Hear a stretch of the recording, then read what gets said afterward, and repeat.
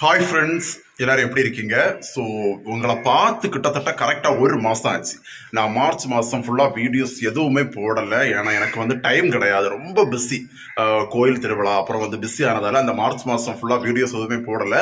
கொஞ்சம் reels and சின்ன சின்ன வீடியோஸ் வந்து மட்டும்தான் நான் போட்டிருந்தேன். பெரிய வீடியோஸ் எதுவுமே போடலை. ஸோ இன்னையிலிருந்து ஏப்ரல் மாதத்துலேருந்து மறுபடியும் கண்டினியூவாக உங்களுக்கு வீடியோஸ் எல்லாம் வரும். நிறைய வீடியோஸ், நிறைய vlog, நிறைய ட்ராவல் எல்லாமே வரும் உங்களுக்கு. ஸோ நீங்கள் கண்டிப்பாக மிஸ் பண்ணாமல் பாருங்க.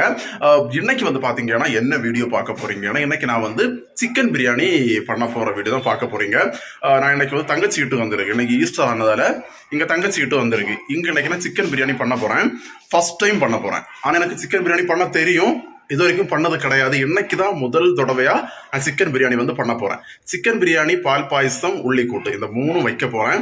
ஸோ அதை தான் இந்த வீடியோல உங்க கூட நான் வந்து ஷேர் பண்ண போறேன். சிக்கன் பிரியாணி எல்லாருக்குமே பண்ண தெரியும், சிம்பிளான ஒரு டிஷ் தான். ஆனா பழைய டிஷ், முன்னாடி காலத்திலே இருக்கு, நிறைய பேர் பண்ணியிருப்பீங்க, நிறைய பேருக்கு பண்ண தெரியும். இன்னைக்கு நான் என்னுடைய ஸ்டைல சிக்கன் பிரியாணி வந்து பண்ண போறேன். ஸோ சிக்கன் பிரியாணி பண்றதுக்கு முன்னாடி அதுக்கு தேவையான திங்ஸ் எல்லாம் வாங்கணும். இங்க நான் கிட்டத்தட்ட ஒரு 9-10 பேர்கிட்ட உண்டு. 10 பேருக்கு சேர்த்து தான் சிக்கன் பிரியாணி வந்து பண்ண போறேன். ஸோ இப்போ நான் வந்து முதல்ல சிக்கன் பிரியாணிக்கு தேவையான திங்ஸ் வந்து கடைக்கு போய் வாங்கிட்டு வந்துடலாம்.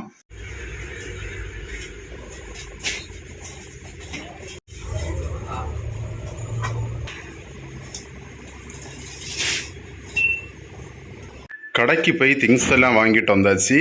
இப்போ நான் ஒவ்வொன்றா காட்டி, முதல் வந்து பாஸ்மதி அரிசி, தயிர், பால் பாயசத்துக்குள்ள பால், அப்புறம் வந்து பிரியாணி மசாலா, தயிர். இது வந்து தயிர் வந்து 2 பேக்கெட் வாங்கி, இது வந்து தயிர் கூட்டுக்கு. இது இந்த வெங்காயமும் இந்த தயிரும் தயிர் கூட்டு, அதாவது உள்ளி கூட்டுக்கு தனியாக வச்சுருக்கு.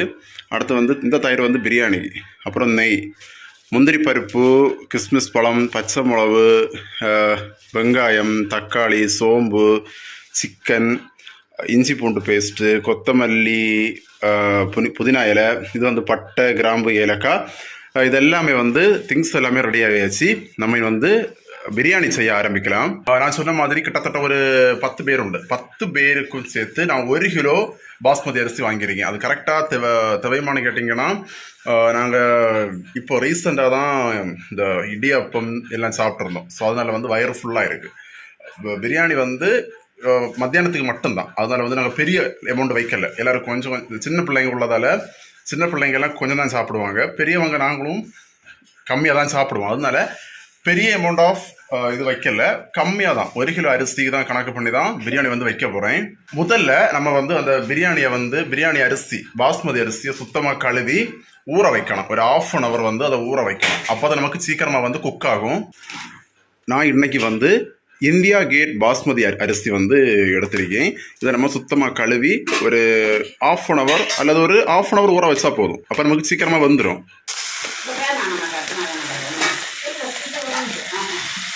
பாஸ்மதி அரிசியை சுத்தமாக கழுவி ஊற வச்சாச்சு. அடுத்து நம்ம என்ன பண்ணணும்னா உள்ளி கூட்டு வைக்கணும். ஸோ நம்ம அந்த உள்ளி கூட்டு இப்போலே நம்ம ஊற வச்சாதான் நமக்கு மத்தியானம் சாப்பிடும்போது கரெக்டாக இருக்கும். அதனால் இந்த வெங்காயத்தில் பச்சை மிளகு, அப்புறம் வந்து கொஞ்சமாக உப்பு, கொஞ்சமாக கொத்தமல்லி இலை எல்லாம் போட்டு தயிர் எல்லாம் விட்டு நல்லா மிக்ஸ் பண்ணி வைக்க போகிறேன். இப்போது இதில் வந்து இந்த வெங்காயத்தில் கொத்தமல்லி, உப்பு, பச்சை மிளகு எல்லாம் போட்டு வச்சுருக்கேன். இதில் இனி தயிர் விடணும்.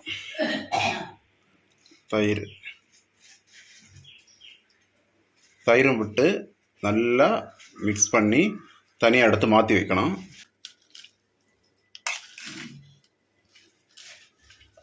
நம்முடைய உள்ளி கூட்டு ரெடி ஆகியாச்சு. இதை இனி அப்படியே எடுத்து மாற்றி வச்சுட்டு பிரியாணி செய்ய ஆரம்பிக்கலாம். பிரியாணி செய்ய ஆரம்பித்தாச்சு. இந்த பிரியாணி செய்ய இந்த மாதிரி பெரிய ஒரு பாத்திரம் நம்ம எடுத்திருக்கோம். இதில் முதல் நம்ம என்ன பண்ணணும்னா வெங்காயத்தை வறுக்கணும். வெங்காயத்தை கோல்டன் ப்ரௌன் கலரில் வதக்கணும். அடுத்து நம்ம வந்து முந்திரி பருப்பையும் திராட்சை பழத்தையும் வறுக்கணும். அதுக்கு நான் இன்னைக்கு ஒரு பெரிய பாத்திரத்தில் தேங்காய் எண்ணெய் விட போகிறேன். தேங்காய் எண்ணெயில் வறுத்தா கொஞ்சம் டேஸ்ட் ரொம்ப நல்லா இருக்கும். அதனால் முதல்ல நம்ம ஒரு பாத்திரத்தை வச்சு அடுப்பை பற்ற வச்சு பாத்திரம் வைக்கணும். பாத்திரம் சூடான உடனே இதில் வந்து தேங்காய் எண்ணெய் விடணும். எண்ணெய் சூடான உடனே முதல்ல வந்து முந்திரி பருப்பை போடணும். போட்டு இதை வந்து முதல்ல நம்ம வறுக்கணும்.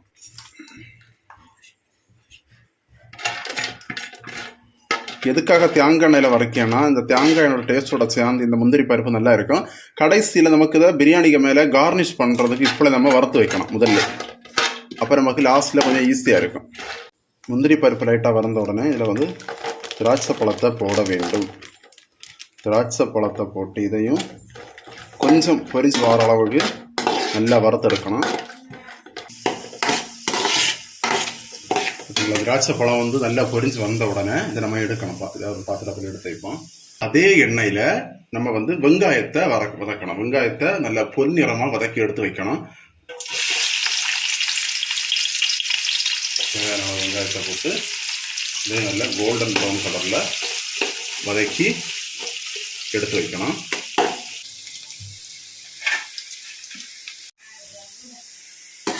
பார்த்தீங்கன்னா இந்த அளவுக்கு அது கொஞ்சம் கோல்டன் ப்ரௌன் கலரில் வரணும். அப்போ தான் நமக்கு பிரியாணியில் போடும்போது கொஞ்சம் நல்லா இருக்கும்.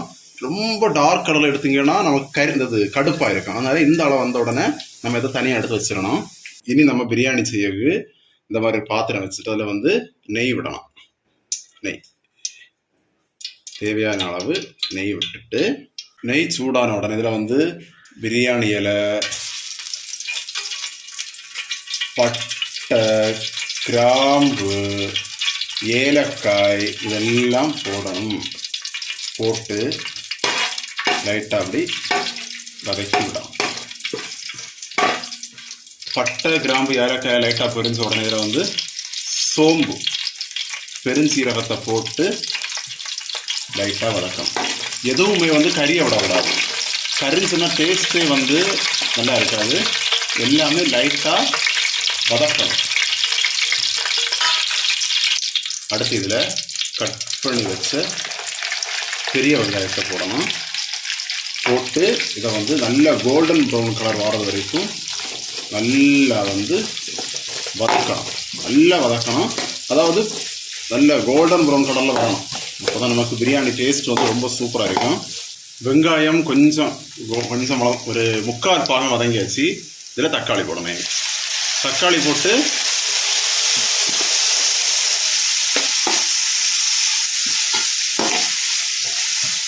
தக்காளியும் நல்லா வதங்கி மசிஞ்சு வரணும். அது வரைக்கும் நல்லா வதக்கணும்.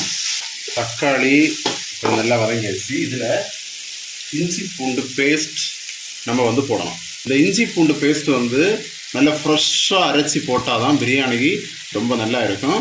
ஒரு 3/4 பங்கு அளவுக்கு வந்து இஞ்சி பூண்டு பேஸ்ட்டு போட்டு நல்லா வதக்கணும். இந்த இஞ்சி பூண்டு பேஸ்ட்டுக பச்சை வாசனை போகிறது வரைக்கும் நல்ல அழகாக வதக்கணும். கொஞ்சமாக உப்பு போட்டு வதக்கணும். இந்த இஞ்சி பூண்டு பேஸ்ட்டோட பச்சை வாசனை எல்லாம் போய் இந்த மசாலா வந்து அழகாக செட்டாகி வந்துருக்கு. இனி இதில் நம்ம வந்து கட் பண்ணி வச்சிருக்க பச்சை மிளகாயை போட்டு வதக்கணும். பச்சை மிளகாய் நான் ஒரு 5 பச்சை மிளகாய் எடுத்திருக்கேன். உங்களுக்கு எவ்வளோ காரத்துக்கு ஏற்ற அளவு எவ்வளோ பச்சை மிளகாய் வேணுமோ அந்த பச்சை மிளகாய் நீங்கள் எடுங்க. போட்டு ஒரு கொஞ்ச நேரம் வதக்கணும். அடுத்துல வந்து கொத்தமல்லி புதினா இலை போடணும். பிரியாணிக்கு மெயின் டேஸ்ட் குடிக்கிறதே இந்த கொத்தமல்லி புதினா இலை தான். இதை நம்ம சுத்தமாக கழுவி வச்சிருக்கேன். இதை நம்ம இதில் போட்டு நல்லா வதக்கணும்.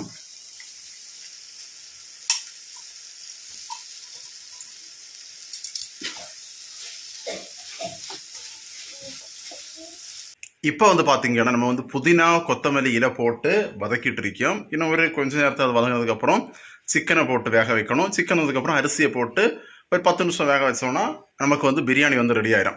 அதுக்கு அடுத்து வந்து நம்ம பால் பாயசம் பண்ணணும். இதில் தயிர்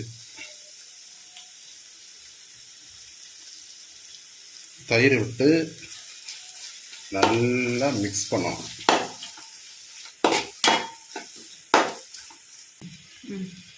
பார்த்தீங்கன்னா மசாலா எல்லாம் ரொம்ப சேர்ந்து வந்தாச்சு. இதில் நம்ம இனி சிக்கனை போட்டு நல்லா வதக்கணும். நான் வந்து 1 கிலோ அரிசிக்கு 1.5 கிலோ சிக்கன் எடுத்திருக்கேன். சிக்கனை போட்டு நல்லா வதக்கணும். நல்லா வதக்கிட்டு ஒரு 5 நிமிஷம் அப்படியே இருக்கட்டு. அதுக்கு அடுத்து நம்ம இதில் வந்து மசாலா பொடியெல்லாம் போடலாம். அப்படியே இருக்கட்டும், 5 நிமிஷம் அப்படியே இருக்கட்டு. இதில் தண்ணி விடணும். தண்ணி அளவு ரொம்பவே முக்கியம். நான் இன்னைக்கு வந்து 4 கப் பாஸ்மதி அரிசி, அதாவது 1 கிலோ பாஸ்மதி அரிசி எடுத்திருக்கேன்.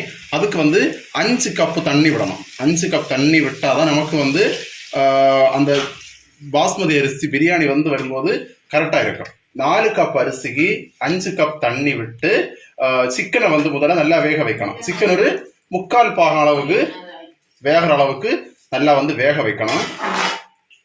பார்த்தீங்கன்னா சிக்கன் வந்து வந்துட்டு இருக்கு. இந்த டைமில் நம்ம வந்து மசாலா எல்லாம் போடணும். இதில் வந்து ஒரு 1.5 ஸ்பூன் மிளகாய்த்தூள், இது வந்து ஒரு 1.5 ஸ்பூன் அளவுக்கு மிளகாய்த்தூள், 1/4 ஸ்பூன் அளவுக்கு மஞ்சள் பொடி போட்டு நல்லா மிக்ஸ் பண்ணணும். ஒரு 1/2 ஸ்பூன் அளவுக்கு மல்லிப்பொடி சும்மா பேருக்கு போட்டால் போதும், மல்லிப்பொடி. அடுத்து நம்முடைய ஸ்பெஷல் பிரியாணி மசாலா பொடியை வந்து போடணும். ஏன்னா நம்ம வந்து பிரியாணி மசாலான்னு சொல்லும்போது இதில் வந்து பட்டை, கிராம்பு, ஏலக்காய், லவங்கம், ஜாதி பத்திரி இதெல்லாம் அரைச்சி ஒரு பொடி தயாரிப்பாங்க. அதுவும் போடலாம். அல்லது இந்த மாதிரி கடையிலேயே உங்களுக்கு ஒரு பிரியாணி மசாலா உண்டு. இந்த பிரியாணி மசாலாயை இதில் நம்ம போடணும். தேவையான அளவு அப்படி தூவி விட்டோம்னா நமக்கு டேஸ்ட் ரொம்ப நல்லா இருக்கும். போட்டு நல்லா மிக்ஸ் பண்ணணும். மூடி இதை வந்து சிக்கனை வந்து நல்லா வந்து வேக வைக்கணும்.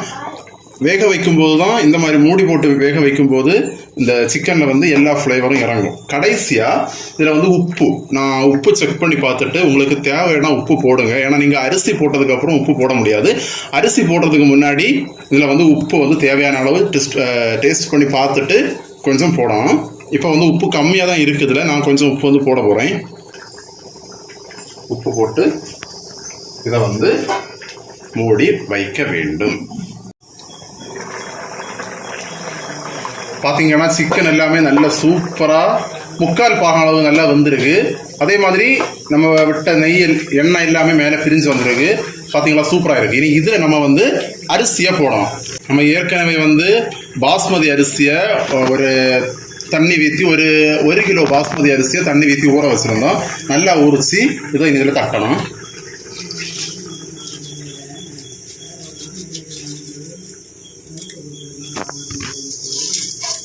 இதை தட்டி மெதுவாக மிக்ஸ் பண்ணணும். ரொம்ப நல்லா மிக்ஸ் பண்ணக்கூடாது, மெதுவாக இப்படி மிக்ஸ் பண்ணி விடணும்.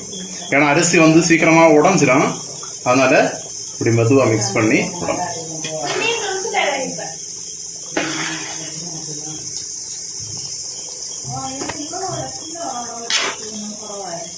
நல்லா மிக்ஸ் பண்ணி இந்த பாத்திரத்தை வச்சு மூடி ஒரு 10 நிமிஷம் வேக வச்சா மதி. பார்த்தீங்கன்னா நமக்கு வந்து ஓரளவுக்கு வந்துருக்கு. ஆனால் அடியில் அப்படியே தண்ணி இருக்கு. லைட்டாக கிண்டி விட்டுட்டு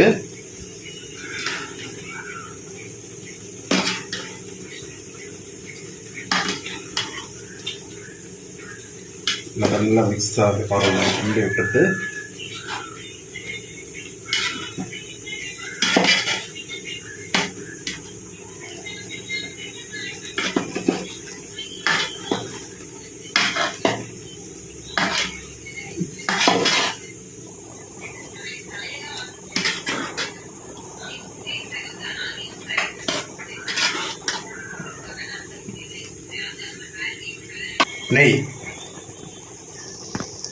நெய், வறுத்து வச்ச வெங்காயம்,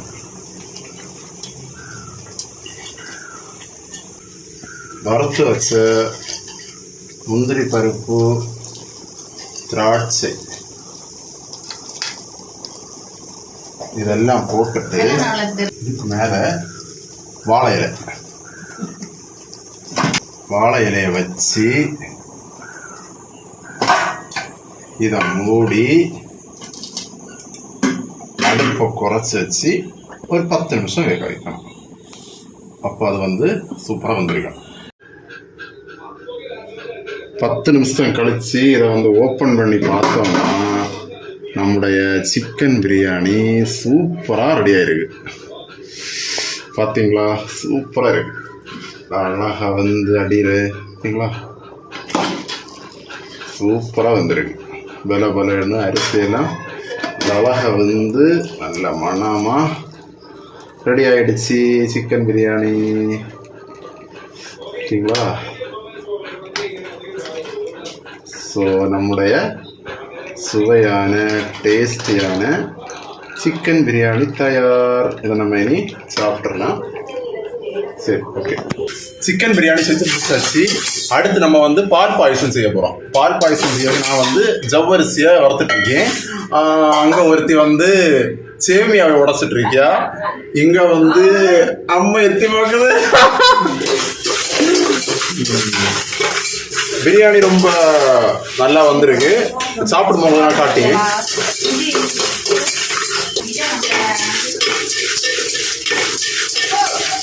இப்ப பாத்தீங்கன்னா இங்க அந்த இது ஜவ்வரிசியும் சேமியாவும் வந்துட்டு இருக்கு.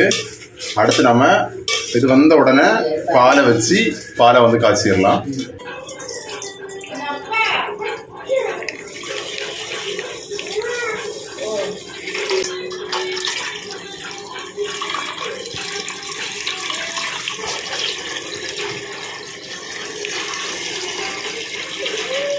இதுல வந்து பாத்தீங்க அப்படின்னா சேமியாவும் ஜவ்வரிசியும் வந்தாச்சு. இங்க வந்து பாத்தீங்கன்னா பால் வச்சிருக்கு. இனி வந்து பால் கொதிச்ச உடனே இந்த வேக வச்ச ஜவ்வரிசி சேமியாவும் தட்டி மிக்ஸ் பண்ணிட்டு சர்க்கரை போட்டு கண்டென்ஸ்டு மில்க் ஊற்றி அதுக்கப்புறம் நெய்யில் நம்ம வந்து நார்மலாக முந்திரி திராட்சை வறுத்து இதில் போட்டால் மாதிரி அதோட பால் பாயசம் முடிஞ்சிடும்.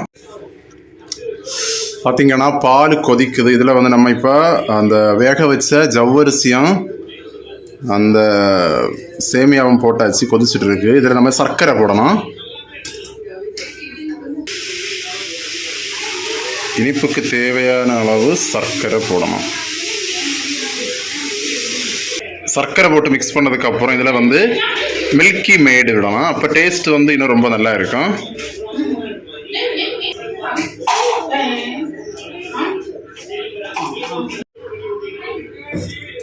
ஏலக்காய் பொடி போட்டு நல்லா வந்து மிக்ஸ் பண்ணணும். ஏலக்காய் போட்டு இனி வந்து நம்ம நெய்யில் முந்திரி திராட்சையை வறுத்து இதில் வந்து போட்டுடலாம். ஓகே ஃப்ரெண்ட்ஸ், சூப்பரான சிக்கன் பிரியாணி, சூப்பரான உள்ளிக்கூட்டு, அப்புறம் சூப்பரான பால் பாயசம், மூணுமே வந்து சூப்பராக ரெடி ஆகிடுச்சு. இப்போ நான் உங்களுக்கு வந்து காட்டுறேன் எப்படி இருக்குன்னு. சிக்கன் பிரியாணி, உள்ளிக்கூட்டு, அப்புறம் இது வந்து பால் பாயசம்.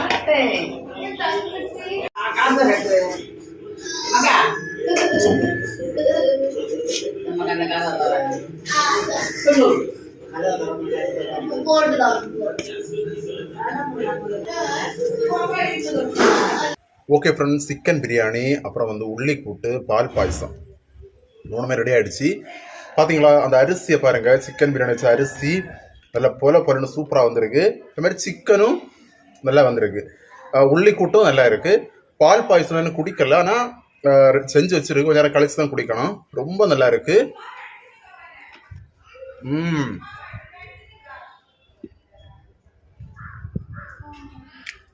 வேற லெவல் டேஸ்ட்.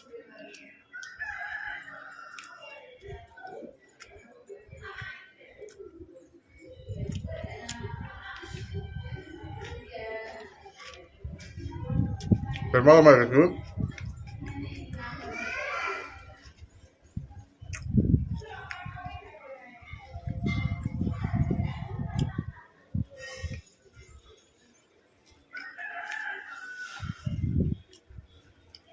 நான் இது வரைக்கும் சிக்கன் பிரியாணி பண்ணது கிடையாது, ஆனால் பண்ண தெரியும். இது வரைக்கும் நான் பண்ணலை, ஃபர்ஸ்ட் டைம் பண்ணேன். சூப்பராக தான் வந்திருக்கு. ஸோ நீங்களும் இந்த மாதிரி சிக்கன் பிரியாணி ரொம்ப சிம்பிள் தான், கண்டிப்பாக ட்ரை பண்ணி பாருங்க. ஒரு 1 ஹவரில் முடிச்சிடும். நம்ம ஸ்டார்ட் பண்ணோம் அப்படின்னா எல்லாம் அரிஞ்சு வச்சு பண்ணோம் அப்படின்னா 1 ஹவரில் சிக்கன் பிரியாணி முடிஞ்சிடும். ஸோ கண்டிப்பாக ட்ரை பண்ணி பாருங்க.